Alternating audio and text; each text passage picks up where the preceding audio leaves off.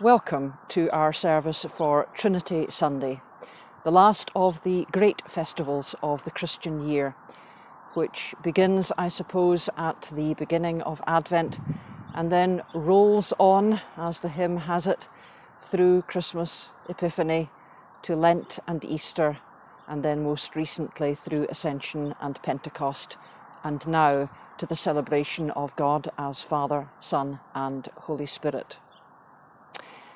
This week we have a slight difference to our service, not one that particularly affects you watching this version of it, but it's just a word of explanation about another use of the same material.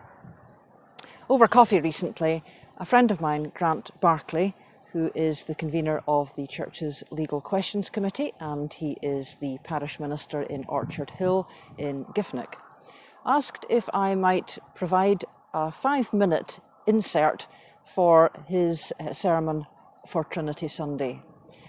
I've done that, and you will see that the first half of our sermon is obviously designed for their congregation too. You'll even see a picture of their church. And then, by coincidence, another friend, Sheila Mitchell, the minister of Echt and Midmar, asked me a very similar favour after I had recorded what I've just described for you.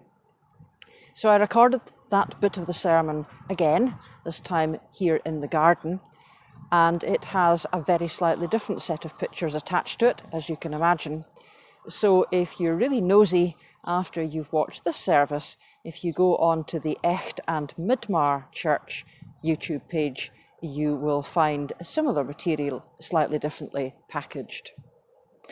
I just mentioned that because you might otherwise wonder why I am burbling on about some completely different church that you've never clapped eyes on in the course of the sermon, and that is why.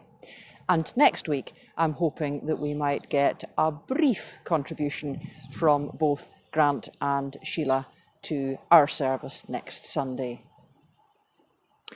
As the church in many places, known to each other and dear to each other, or strangers to each other, but still belonging to each other, we worship God, who is Father, Son, and Spirit.